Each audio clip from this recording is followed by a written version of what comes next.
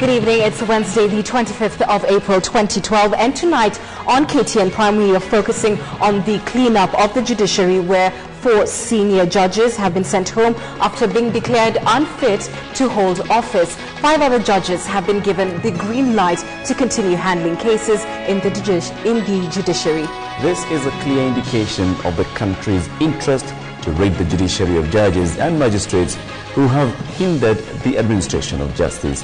This move will also go a long way to restore the confidence of Kenyans and investors in our corridors of justice. Well, we now hope that those who will be picked to replace the judges will be men and women of integrity, people whose sole interest will be to deliver justice and reduce the backlog of cases in the courts, besides purging the judiciary. Well, we shall also bring you up to date with the goings on across our borders, where former Liberian President Charles Taylor will learn his fate at The Hague tomorrow. But just first, let's take a look at the highlights.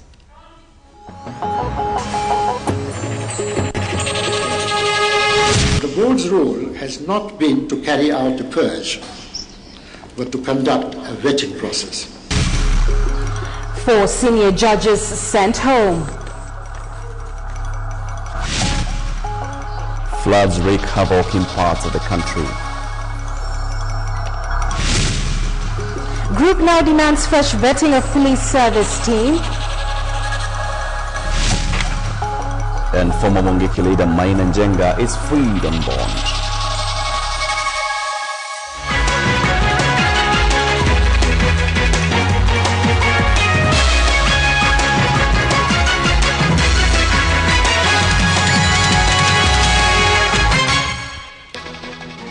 Good evening. Thank you for joining us. I am Ann Kiguta. And I'm Eric Lasky. In a move to clean up Kenya's judicial system, 4 senior judges have been declared unfit to hold office and now must be removed from office.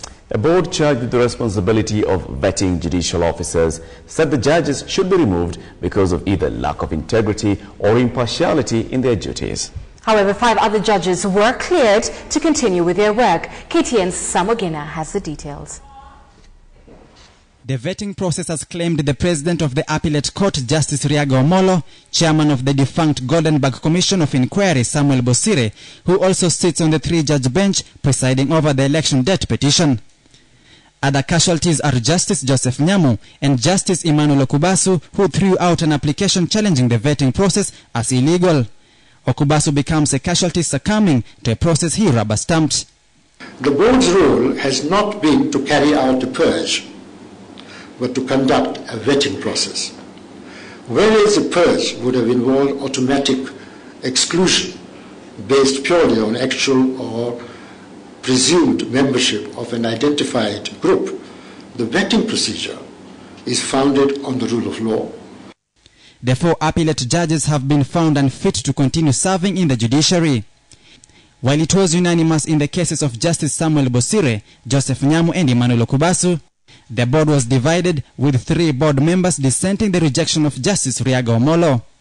All those asked in the vetting of judges and magistrate board purge at one time applied for the position of the Chief Justice under the new constitution.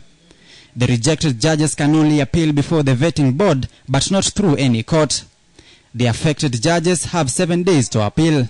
The board found it both appropriate and necessary to examine the past work record of the judge, including prior judicial pronouncement that was said to manifest lack of fairness or impartiality. Meanwhile, Justice Philip Tonoi, Justice Philip Waki of the Commission of Inquiry into the Post-Election Violence, Justice Onyango Otieno and Erastus Githinji were found fit to continue their stay at the judiciary. Justice Al-Nashir Visram's approval to continue serving was dissented with a minority vote. 3 board members rejected Visram following a libel suit where he awarded 56 million shillings to a bank. Following the purge, Justice Minister Eugene Wamalwa backed the vetting board's decision, saying it is a critical step to restore sanity and confidence in the judiciary, which has suffered low public confidence owing to claims of corruption. As we go along, there will be collateral damage, but we must also as a nation be prepared to pay the price to ensure that these reforms are carried out and that our institutions are renewed and rebuilt, and most importantly, that public confidence is restored yet again in our institutions. Kenya is changing, and I think it should be replicated to the other arms of government, that is the executive and the legislature. The vetting of appellate judges took nearly 4 months, with the board sitting as a full house. But with the vetting of nearly 90 High Court judges, the board will sit in groups of 3 to expedite the process. After claiming 2 high-ranking judicial officers, that is former Attorney General Amos Swako and former Chief Justice Ivan Gisheru, the Constitution has further claimed 4 more casualties in a clean-up to instill judicial reforms. The numbers may even swell as the High Court judges take to the hot seat. Samogina, KTN, Nairobi. Well, the falling of the axe on the 4 Court of Appeal judges has come as a sharp reminder of the power of the new constitution that Kenyans adopted less than 2 years ago. The impact of the decisions by the Judges Vetting Board is expected to be felt right across Kenyan society, as KTN's Noah Otieno now reports. Those who've had lingering doubts as to whether the constitution Kenyans adopted in 2010 would change the face of Kenya will now be forced to rethink their positions. After swallowing the Chief Justice Ivan Gisheru and the Attorney General Amos Swako, the new laws today consumed 4 appellate judges in one fell swoop. And there is more to come in the High Court and among magistrates. The vetting procedure is founded on the rule of law. Almost 50 judges of the High Court of Kenya had the first 3 months till June 22nd last year to voluntarily retire if they wanted to avoid the vetting process. They chose to stay. And now, having seen and heard how the determination against the 4 was delivered by the board, there is no doubt some of them may be having sleepless nights between now and the end of their vetting process. The judges who had manifestly failed to meet the required criteria and were passed as suitable, public confidence would not be restored. The constitutionally sanctioned cleanup of the judiciary has also sent the Chief Justice and the Judicial Service Commission back to the drawing board in terms of staffing and administration of the court system. All had long years of experience, during which they had acquired general technical competence. All had survived the process of radical surgery. For the ordinary Kenyan people, the fall of the axe on the judges is expected to give the feeling of a fresh start and to create the impression that those who are left have the public stamp of approval. How much this will do to restore faith in the entire judicial system will be something to watch. Chapter 10 of the Constitution, entitled Judiciary, contains a large number of provisions intended to create a judiciary that, by correcting and transcending the deficiency of the past, would come to enjoy the confidence of the public and become a central element in the new democratic dispensation. For the remaining judges in the Court of Appeal and those in the lower courts, this is expected to serve as a new motivation to perform better, deliver justice faster, and make the courts more accessible to the common people. Now, KTN Prime. Well, it's time for us to take a closer look at the board's decision. Joining us now is KTN's Edith Kimani. She's going to be telling us who was rejected and why.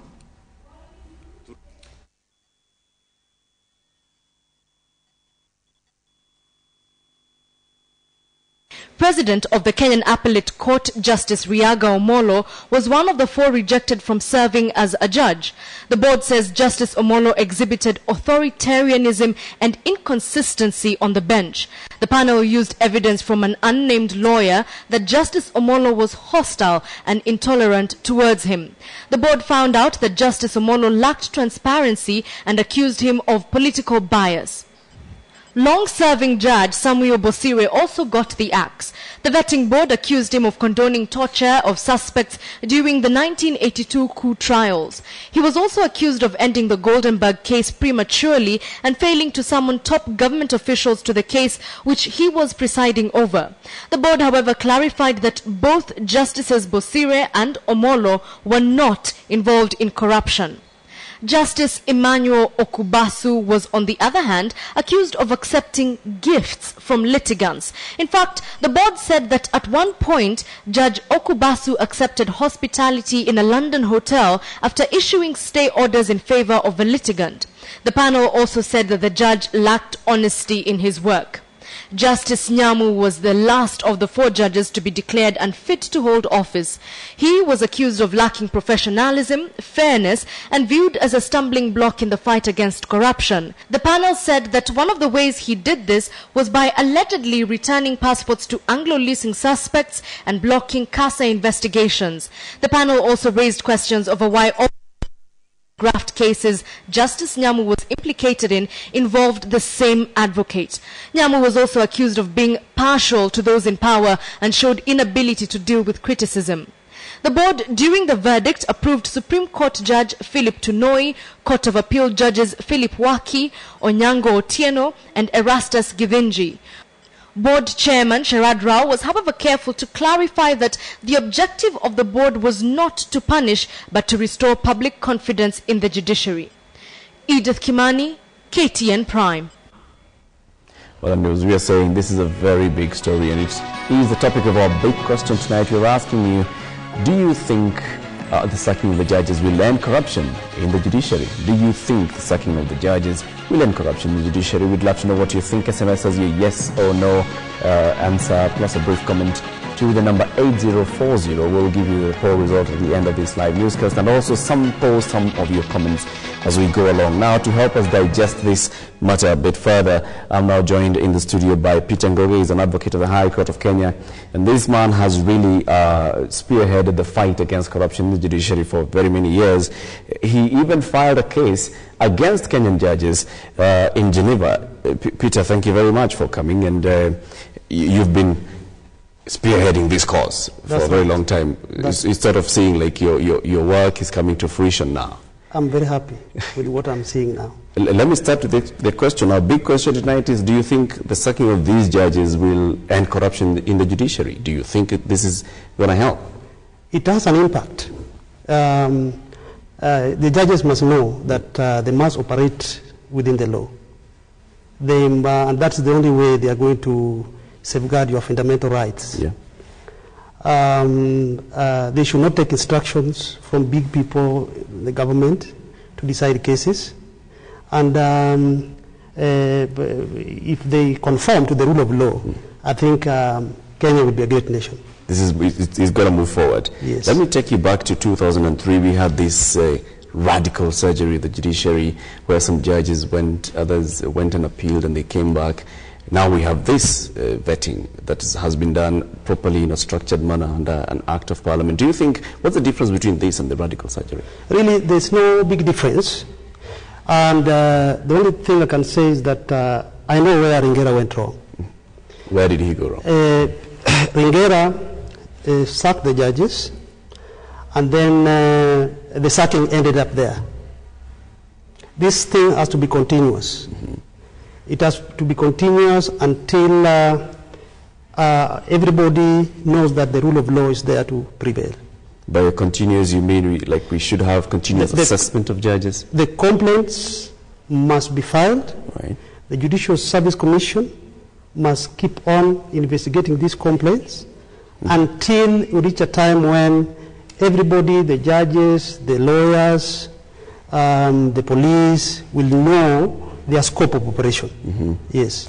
Now, during the hearings in the vetting panel, yes, these ones were conducted in camera. That's right. And then today, we see Sharad Rao and his team sitting there, and they're telling us, Justice Riago Molo, we had this complaint, he came, he said this, he said that. What's the point of conducting it in camera and then coming out and giving us the verdict in public? I oppose that. It's counterproductive. I oppose that.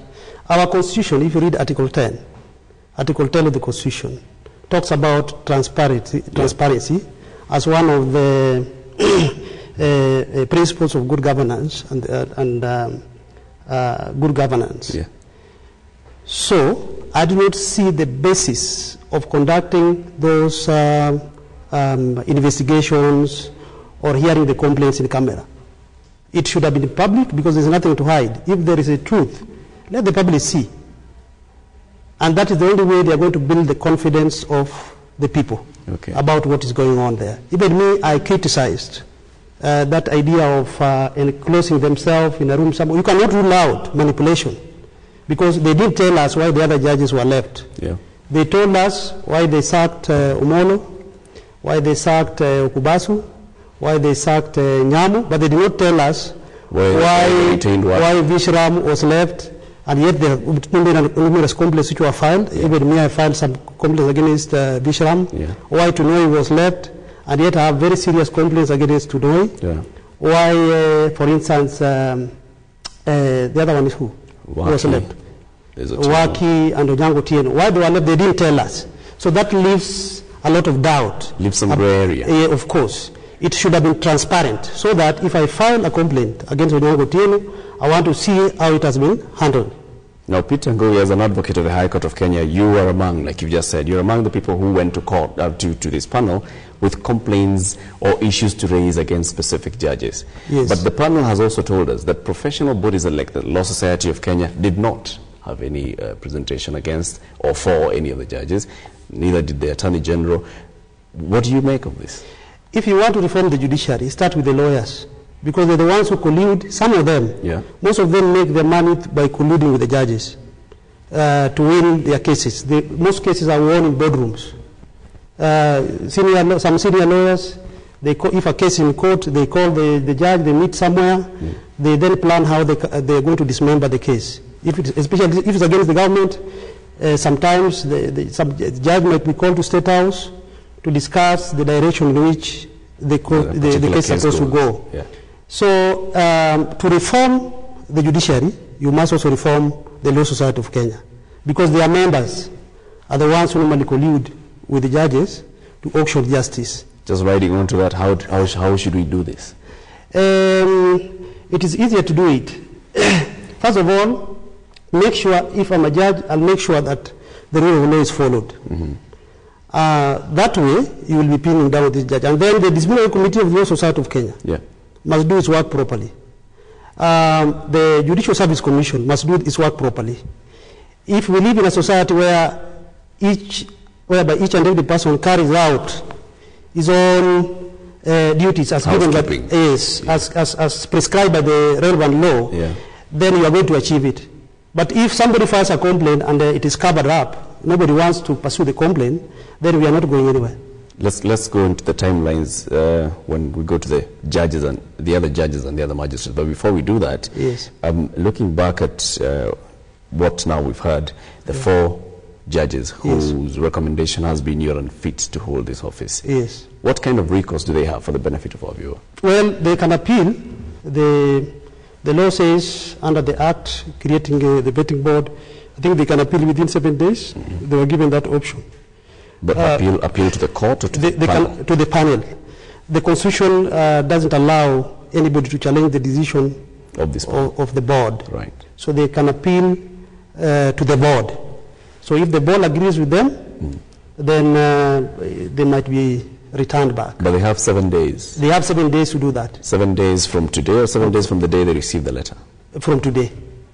All right. Today when the decision is delivered. Okay. Yes. This board is going to also vet other judges and magistrates. It took so long to vet 9 judges. Yes. How much longer do you think it's going to take before we finish with the magistrates? I think they should be given another 1.5 years. Because if we don't give them enough time, they will not consider our complaints. They will not go into the details, because if I complain against a judge in respect of a file, I expect the board to go and remove that file from the court and to see how the matter was handled by that particular judge. Okay. And that takes time. So I think we need to give them some time, but also they should open up those proceedings to the public. So the next step now, for example, is we've come from the judges of the Court of Appeal, now we come to the other High Court judges. Yes. And the procedure is that they advertise this, they say if you have a complaint against a specific judge, you come to us? Yes. So how do you see it playing out? Within how long do you expect that we're going to have the Shara Drao Committee moving on to the next step? Give them another, because they're going to split. I'm told they're going to split themselves into 2 groups. Right. Give them another maybe 4 months. I think we'll be through. But I think they need some more time, because some of these complaints requires thorough investigation. Reading the files, proceedings, and all this, it requires some time. Well, it's just the beginning of a very long journey, like you just said. Of course, but we will assist them more if they open up the proceedings. We don't want, because see, if you are telling me you have sacked Omolo was not sitting alone in the Court of Appeal. Kobas was not sitting alone in the Court of Appeal. Yeah. Or who else? This other Nyamu was not sitting alone in the High Court. There were some other judges they were sitting with. So it raises some question if it is not conducted in public to see how is answering the questions, how the complaints are being forwarded. We need to see these things. Thank you very much, Peter Ngoge. He's actually saying that what we need to see is this happening in public. What we need to see is the other vetting happening in public. Now, let's move on to other stories. Remember, our big question tonight, again, you can be sending in those SMSs to the number 8040. Do you think the sacking of the judges will end corruption in the judiciary? Now, when the judiciary launched the Sexual Offenders Register, the country rejoiced, seeing it as a bid to stop offenders before they had the chance to repeat the offense. But questions are now emerging as to why access to the register is restricted. Fears abound that restriction of access for those who may need it is actually just limiting the gains of the register. Here's KTN's Wilkis Tanyabwa, who sought to ascertain the rationale behind the register and the laws governing it. With the launch of the Sexual Offenders Register, the country has taken a step forward in its bid to stop sexual offences. However, even as activists celebrate, it emerges that the register is raising more questions than answers. With the Sexual Offenders Register, the judiciary aims to arrest the crime before it occurs, sounding an alarm about past offenders to prevent them from repeating the offence. Instead of becoming a statistic, you know that you've been forewarned, and therefore you are aware of the risks that are involved in a society or in an institution. But while the idea of the register mirrors laws in Western countries, one thing sets the Kenyan law apart. Access to the register is limited only to those who can justify their interest to the registrar of the judiciary. This, a section of activists worry, could serve to water down the concept. I came across information that this information is only going to be accessible to institutions, institutions like the Judiciary, the Teacher Service Commission, and other institutions. And while that is good, I don't think it is sufficient, because institutions do not experience sexual violence at the very same instance as a woman or an individual. In Western countries where similar registers have worked, conviction of sexual offenders has proved a blot on one's record that is impossible to wipe clean. The record of offenders is like an open book, and when they move into new neighborhoods or secure new jobs, their new neighbors or workmates are privy to that information. In Kenya, the restriction of information is ostensibly to protect persons convicted of committing sexual offences from victimization. Or is it?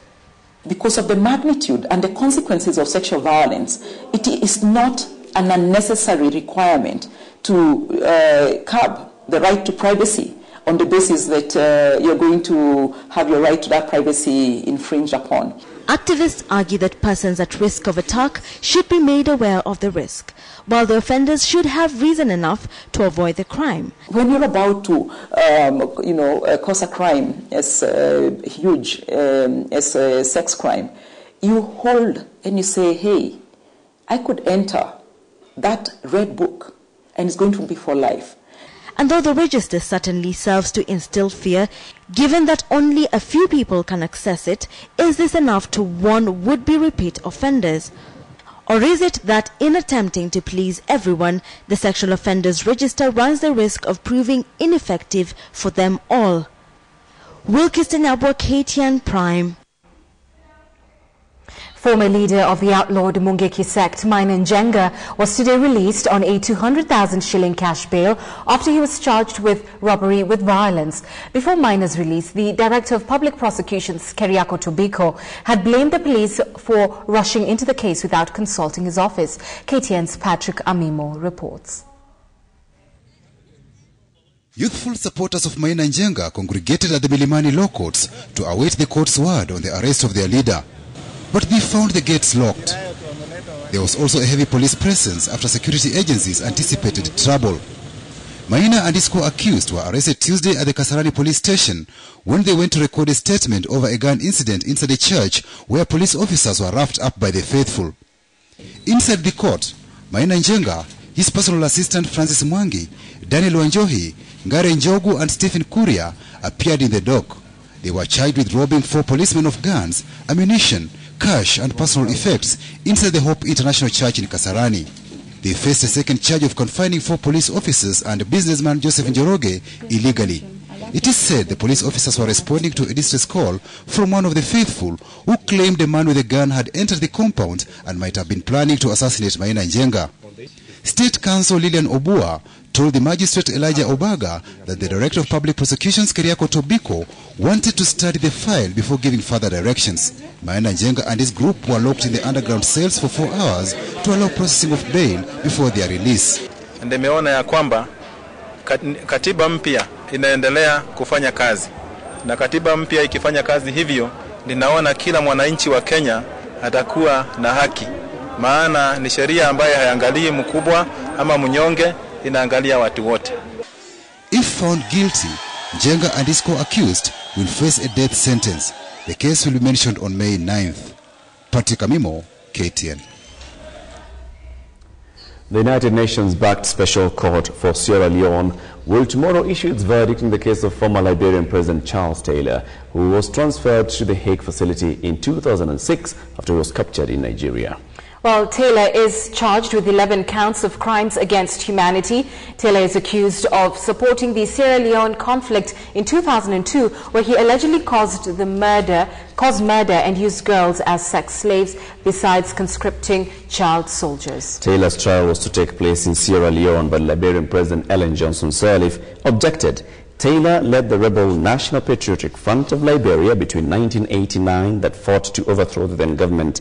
They saw him become president of Liberia from 1997 to 2003. He was ousted in 2003.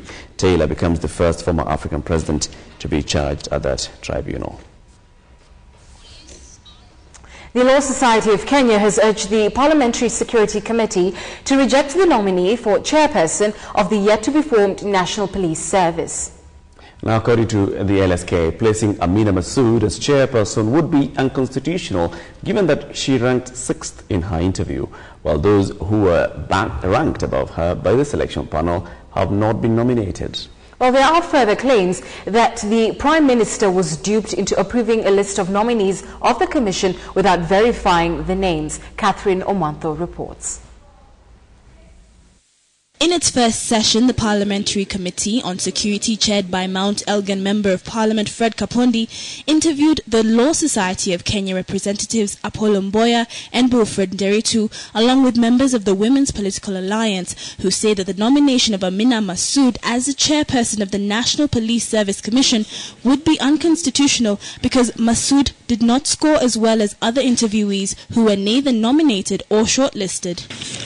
If you look at Nairobi, Kajiado, and Kakamega, vis-a-vis Kilifi, which is the most marginalized out of the 4. One would say Kilifi. So why is it that you would not take Lawrence Nyale?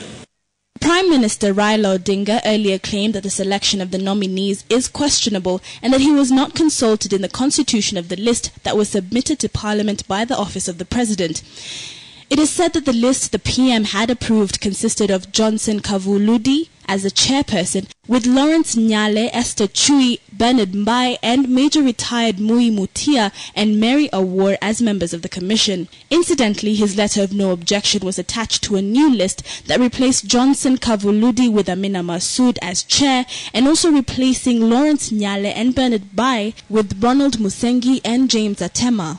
According to the National Police Service Commission Act of 2011, the commission should consist of a person qualified to be a High Court judge, 2 retired senior police officers, and 3 persons of integrity. Catherine Omwando, KTN Prime. Let's remind you tonight's big question. Do you think the sacking of judges will end corruption in the judiciary? Of course, you have an opinion on this. SMS as your opinion to the number 8040. We'll give you the poll result as well as sample some of your comments at the end of this live newscast. Once again, the question is, do you think the sacking of judges will end corruption in the judiciary? Well, you're watching KTN Prime. Keep it right here. It's just ahead. We will give you the final part of a special feature on insecurity in Turkana, Todonyang. Do stay with us.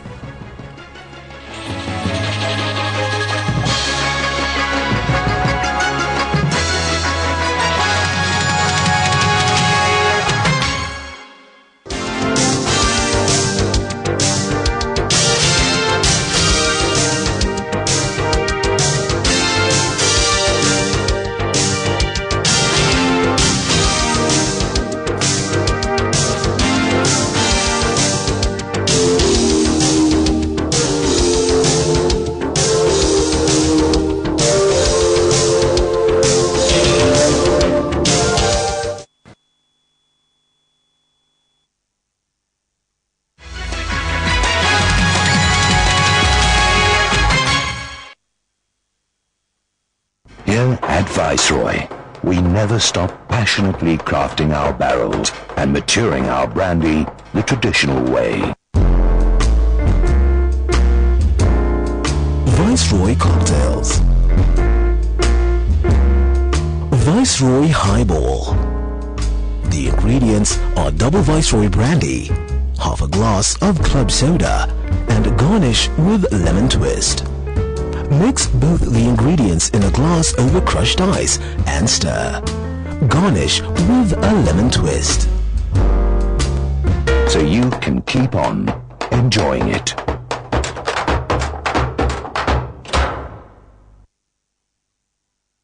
Maximum Hydration Body Lotion for Men delivers intense nourishment with no sticky feeling while providing 24 hours plus moisturization for skin prone to dryness. New Nivea for Men Maximum Hydration Body Lotion, the perfect defense for dry skin. Nivea for Men, what men want.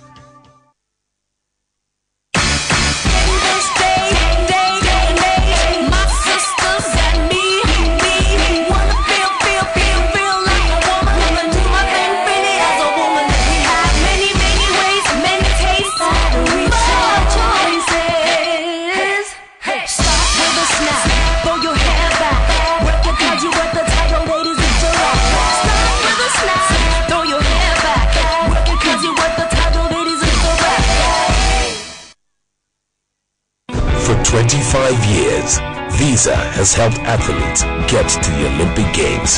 Now we're going to help you get there too. When you pay with your Visa card, you stand a chance to win a return trip for two to the London 2012 Olympic Games to fuel the athletes that you stand and cheer in person. Visa, supporting athletes and the Olympic Games for 25 years. People everywhere go with Visa. Kerocha Breweries Limited, leaders in quality, the home of quality, truly Kenyan.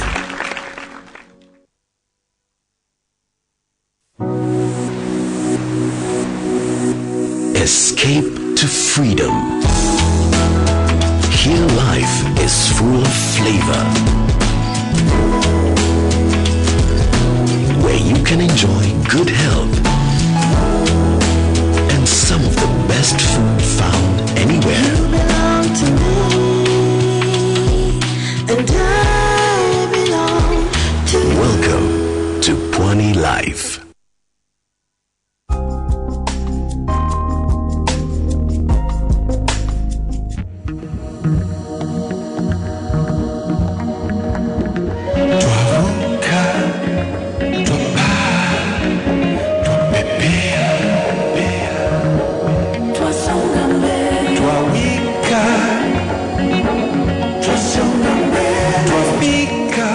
Natural beer, sugar-free, truly Kenyan.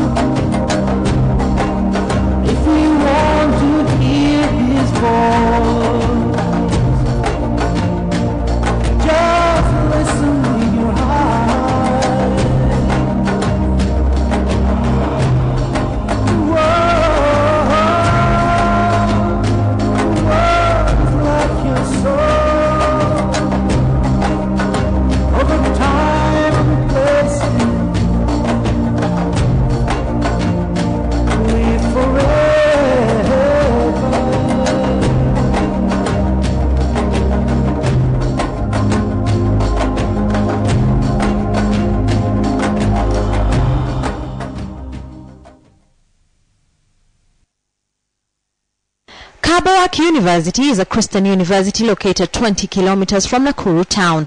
The serene environment at Kabarak is conducive for learning. It is equipped with modern learning facilities and equipment, including a state-of-the-art library. May 2012 intake is on. Register for graduate or undergraduate programs in the School of Business, School of Law, Science, Engineering and Technology, and School of Theology, Education and Arts. Kabarak University, world-class education in biblical perspective.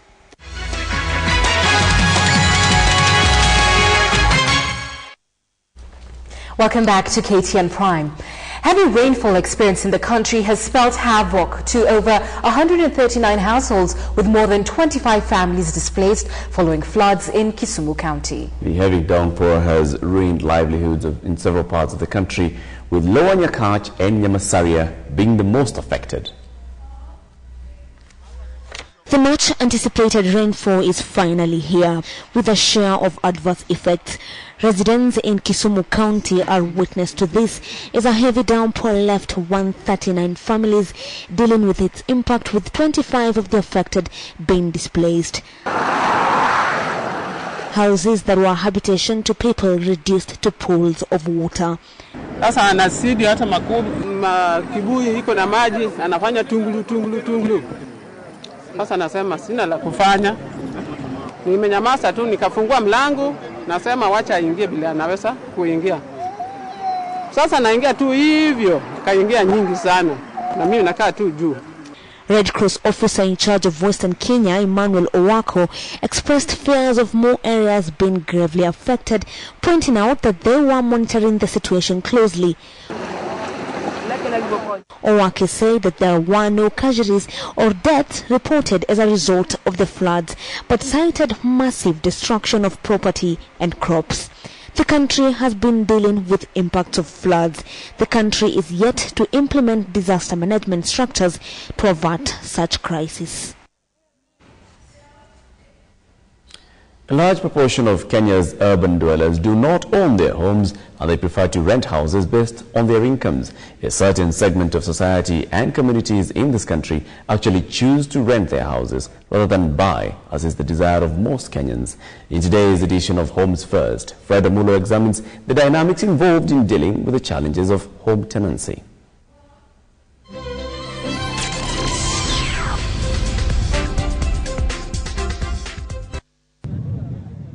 In Kenya, the desire for home ownership is so universal, you would be considered abnormal if you are happy to be a long-term tenant. However, does it make economic sense? Instead of tying their money, buying a house, a big bulk of money, they would rather rent. They would rather put their money, instead of putting it in real estate, they will put it in stocks. They will be able to rent in the kind of areas that they want to live in. Probably they want to live in the upmarket and they can afford the rent of between 60,000 to 70,000. Well, if they put their money down to buy, they will not be able to afford that kind of a house. As it turns out, much of the home ownership instinct is driven by the desire to boost one's standing in society. Others will buy for status. The community looks at you. Once you own a house, everybody thinks that your status rises. We have other people who are in the high society, and they are renting. Most people know where to rent a house, but few know how to rent a house. It is saying you should spend more than 25% of your income on housing. So somebody having 50,000, 25% of that is like 12,500. There's probably now housing in Mojawana and those areas. If you're earning an income of about 100,000, if you spend about a quarter of it, 25% of it should be about 25, give it roughly up to 30,000, you should be able to be living in the lower middle class area. Lower middle, that is areas such as Buruburu, Donholm. In addition, your contact to the landlord, the agreement you sign, and the condition of the house should be of keen interest. One, you should look for a professional person, one who is going to be able to advise you, and somebody who is trustworthy. Well, not necessarily a degree, but at least somebody who has a background of real estate. If you have chosen tenancy over home ownership, the letting agreement should cover areas such as renewal date, payment date, condition of the house, and utility payments. Most city dwellers in Kenya's urban areas somehow end up living in a house they don't own, and these are the dynamics that they must juggle. 90%, if not 80% of residents in Nairobi are renters. That shows you the business that is in the rental properties. There is also the contentious issue of colossal rent deposits. And the reason why we ask for 2 months deposit is you're taking caution. There are people who will run away before they pay the rent. That already is 1 month's rent gone. And you have to give it, if you're managing the property, you have to give the rent to the landlord. You will not give the landlord stories that the person went away and did not pay the rent. If you see somebody who is running away from a house, or when you are not there and you're not in the know, most probably this person has left bills, both water and electricity, and has not repainted the house. For those who prefer to free up their money for other ventures, renting is a safe bet. But the long-term prospects need to stay in mind. Renting houses that one is there. It is not going to be coming down anytime soon, because we've got new people coming into the city every day. Although there's going to be the issue of counties, and people will be going back to their counties, either county, they'll still have to rent. For Homes First, I am Fredo Mulo.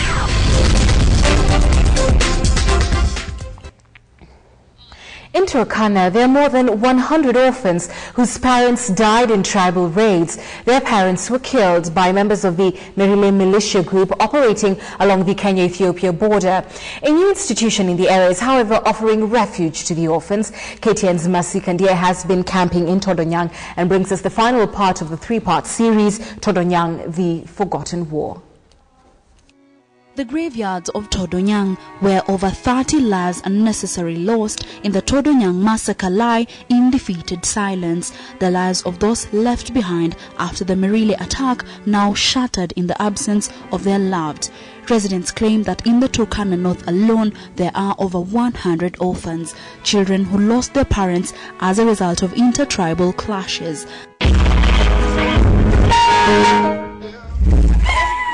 Their little feet carry the memories of where they have been. At St. Patrick Nomadic Girls Center in Lokitang, Turkana, we catch up with 5 girls orphaned as a result of the May 2011 Todonyang massacre. They are trying hard to forget their past. Those who have lost their parents in fights, they have traumas.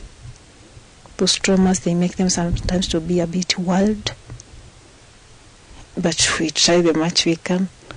Every day is an opportunity for the orphans to develop new friends and hopefully a new family. The Catholic sisters, they are now their newfound mothers. Uko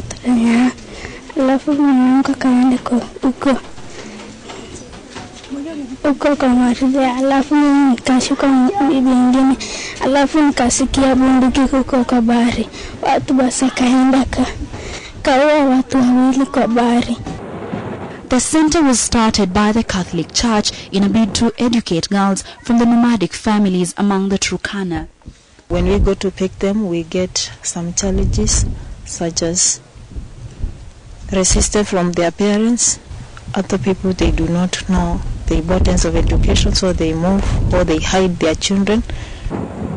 53 girls are currently in the program. The sisters provide them with basic needs as they in turn attend public schools in the area. When we take them to school, actually they don't get good schools. Around here we are lacking good facilities in schools. For the girls from Todonyang, this place is far much better compared to the tents they left back in Loringa. Sister Felicitas say they try their best to offer counseling to the girls, but their lack of training in the area is an issue. When she remembers what happened with our family, how our mother was killed, the father, she feels out of position. Even if we try to show the love, the little love we can.